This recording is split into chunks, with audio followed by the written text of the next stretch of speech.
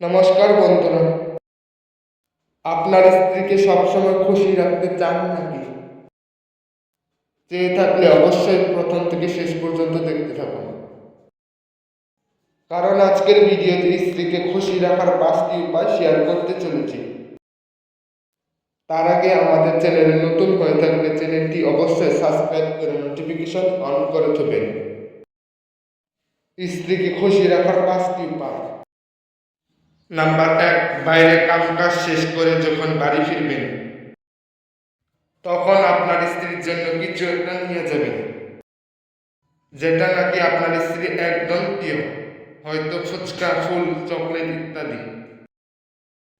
Number 2, আপনার স্ত্রীকে কোনো কারণ ছাড়া বকাঝকা করবেন না আর সবসময় অসম্মান করবেন না।